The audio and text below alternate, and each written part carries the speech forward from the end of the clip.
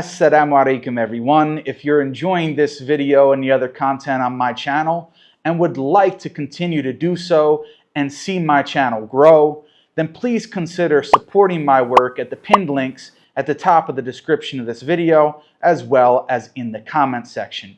Your support is much needed and appreciated. Barakallahu feek. May Allah subhanahu wa ta'ala bless and reward you all. Champ, how are you doing today? Yeah, I'm good. How about you? Good, good. Are you Christian? I'm an atheist. Okay. What are you a champ of? I'm a champ of all sports. Really? What's your best sport? Probably football. There you go. Oh, okay. You ever play? So what? No. I am in fact a champ too. That's the best part is I actually have won something. Mm-hmm. Good job. Nice. So what do you request up for? Yeah. Oh yeah, I want to discuss Islam with you guys. I have some questions for you. Okay. Well, we have some questions for you, dude. Why don't you believe in God? Maybe we can take turns. How's that sound? Yeah, start with why don't you believe in God? I'm just curious. Because there's no evidence for it. What would count as evidence? Like if I were to say, "Hey God, are you real?" and he were to be like, "Yeah, what's up?" That would count. So you need some type of physical evidence? Oh, yeah, sure, yeah. Mm-hmm. Or would you say like scientific evidence? Yeah, scientific evidence would be sufficient, I suppose. Is that the only type of evidence that you would accept? There might be other criteria, right? It just depends what evidence is presented to me, right? Well, yeah, that's what I'm trying to figure out. Like, what other evidence would you accept besides scientific evidence? Would you accept logical arguments? Yeah, sure. Okay. And what else? That's it? Yeah, as far as I can think of, yeah, that'd probably be like the most. Well, see, like God would be like an extraordinary claim, right? So you'd probably need extraordinary evidence, if that makes sense. Mm-hmm. And what would count as extraordinary evidence? Yeah, just some kind of I think I gave a really good example. If God could give me a high five, that'd be sweet. That'd be very sufficient, I would say. What if God spoke to you? These are a lot of questions, right? I would like to ask one question. Oh, if God spoke to me? Yeah, well, it could be the case that I was hallucinating, right? But it's that's an interesting question because there's a lot of possibilities, right? Like I could say okay, what if God spoke to 10 of us? Then could 10 of us be hallucinating? Then you'd probably just go base it off of what's more probabilistic, that it is in fact God or that all 10 of us are hallucinating. So that's an interesting question, right? Mm-hmm. So what's your question for us? Yeah, so when Allah, okay, yeah, so if I wanted to steal a candy bar, right? Does Allah have the power to stop me? Does he have the power to stop you from stealing a candy bar? Yeah. Yes, he does. Okay, great. So I just have a follow-up question to that. Is it a good choice when Allah actively chooses to not stop children getting raped, or is it a bad choice? It's a good choice. So it's good to let children get raped in your worldview? It's a good choice for God to do whatever he does because every action that he does or allows to take place is wise. So it's wise to let children get raped. Okay, cool, sweet. Anything let me else? ask you this question. Yeah. Sure. And the Quran is the speech of Allah, correct? Hold on a second. You think that it's not good, right? Oh, I never made that claim. I just wanted to affirm what you believe. No, I'm asking you now. Oh yeah, morality doesn't exist. It's just subjective opinions. It's just subjective opinions? Yeah, that's right. I just wanted to affirm what you believe. That's all. Okay, and what I believe is that whatever God does or allows to happen is all wise. Oh, right. Yeah, no, that's what I was asking. You have an argument against that? Oh no, I was just asking what you believe, right? That's all. So you don't have any argument. Oh no, not against that. I just wanted to know what you believed, right? I have another question though. You So why don't you ask? your position, hold on a second. Your position is that graping someone or not is equal. I never made a claim. You did. I'm asking you. You said that morality Oh doesn't yeah, I've already explained. Sure, I've morality. already said that morality doesn't exist objectively, and it's just people's subjective opinion. Okay. So graping your own mother is not objectively wrong. Do you have an argument for why it is if there is no asking you a God? question. Oh yeah, that would be a subjective opinion. That's correct. That means it's not objectively wrong. That is correct. Okay.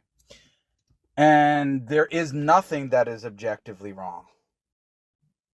Yeah, when it comes to that's right. When it comes to morality, there is nothing that's objectively wrong. It's just nature, right? So whoever's stronger can just enact whatever they want.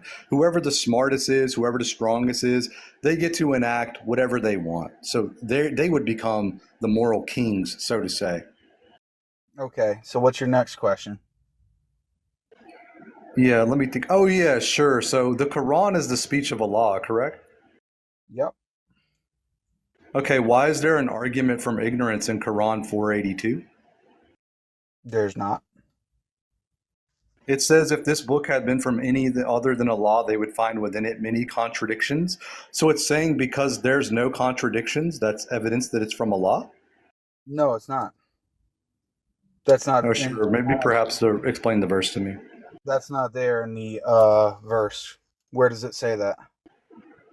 Yeah, can you read 482 for me then? And just to be sure No, that I'm incorrect. I can't go off of the screen, otherwise it'll disconnect. Yeah, sure. You can pull it up if you want. 482. There you go. It's right there on the I screen. mean, I memorize it, right? Okay, what does it say? Yeah, it says it's let me see if I memorize it. I mean, I could just pull it up too. It's if I remember correctly, it says if this had been from any other than Allah, they would find within it many contradictions or like inconsistencies. Those words are interchangeable. And what's the issue? It's saying because there's no inconsistencies, that's how you know that it's from Allah. No, it's not. That's it's not. It's saying that it's a necessary condition. You know. Yeah. So saying that. You know the difference between a necessary and sufficient condition? Yeah. So let me understand. It's saying because there's no inconsistencies, right? That's the evidence. No. What's the difference? Or is that not the case? What's the difference between a necessary and sufficient condition? Necessary and sufficient, right? So necessary, well, I would have to like define the words, right? And if I'm going to give a definition, I like to give like. Champ. I thought you were a champ, man. You're coming off like a champ. Oh, sure. I know, sure. Like I don't remember the exact definition of words, but I understand the difference, right? But if I'm going to give a definition, I would like to look it up. Necessary and sufficient condition. Go ahead. Sufficient doesn't mean necessary, right? There's a distinction. Yeah, what's the difference? Yeah, so necessary means that necessary just simply means that it's like it grounds itself. Sufficient doesn't mean that. Wow, champ, this is not looking good for you, buddy. Oh, if something is necessary, does it ground itself? Yes or no? We're not talking about in terms of metaphysical. Oh, right. So I wasn't incorrect. Yeah, you are incorrect. Oh, sure. So answer my question is if something is necessary, does it ground itself? Between a necessary and sufficient condition. I know. There's a distinction, right? One of them grounds itself, the other doesn't. That's the distinction being made. No, that's not the distinction being made. You don't know the difference. Okay, sure. By all means, educate me. Let's hear it. Yeah, you don't know the difference. So the difference is, in this context, is the Qur'an is saying that a necessary condition for something to be true is that it does not contradict itself. Do you agree to that? It's necessary for it to be true that it doesn't contradict itself. That's what you said, right? Yeah. Yeah, that would be necessary, right? Mm-hmm. Okay. Because if it did contradict itself, you'd have a problem. It would be false, right? I could show you a contradiction. That's not what I asked. asked. It would be false. Yeah, I agree. Okay, yeah, I agree. Yeah, it would be false. Okay. Yeah. Mm-hmm. Is something that is not contradictory is that in and of itself sufficient for it to be true? If something is not contradictory, is that sufficient for it to be true? Is that what you said? Yeah.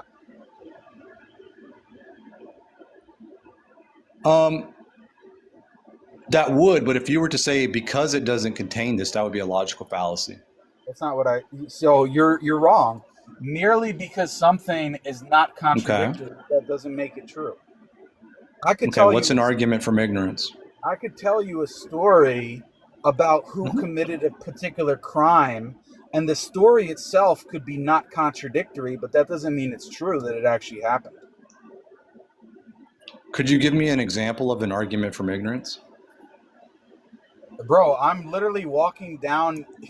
I'm literally walking you down slowly, and now you're trying to move to a different topic because I'm showing you. No, it's the same topic.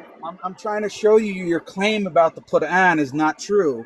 What the Qur'an is actually saying is that a necessary condition for something to be true is that it's not contradictory.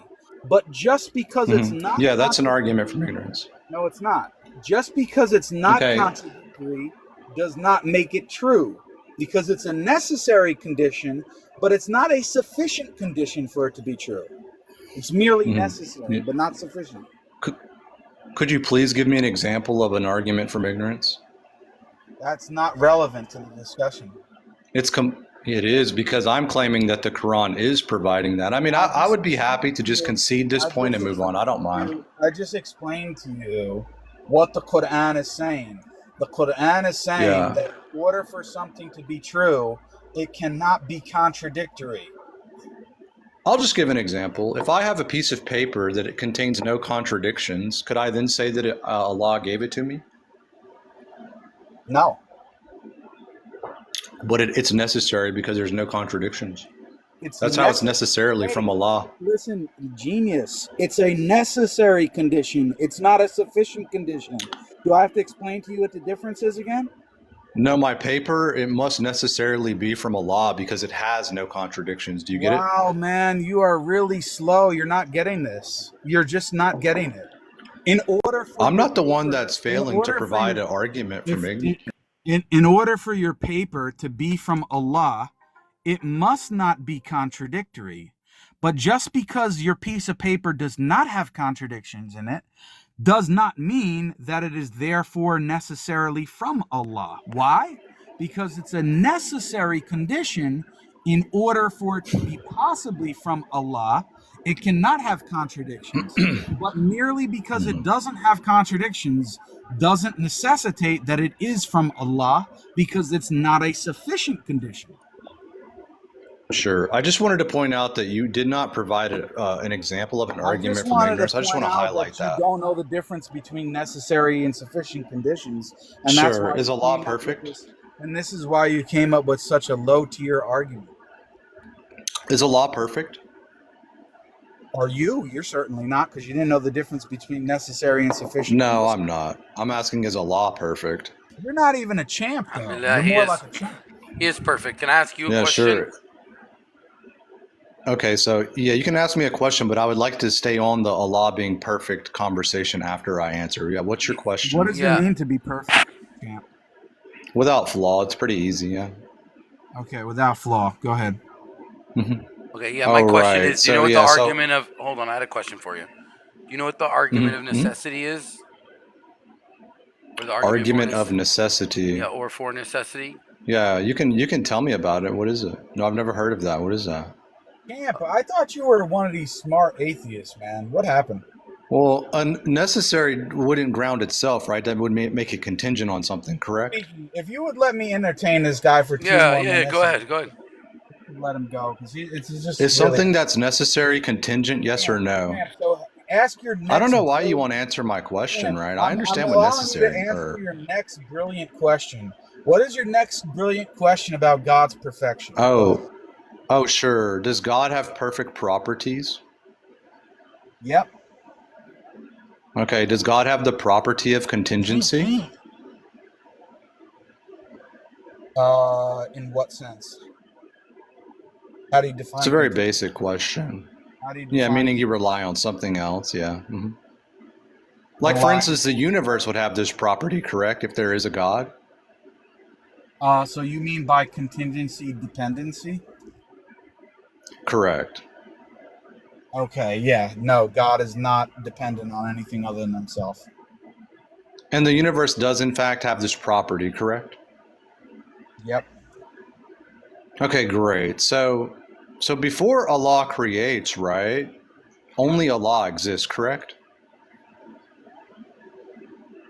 Sure.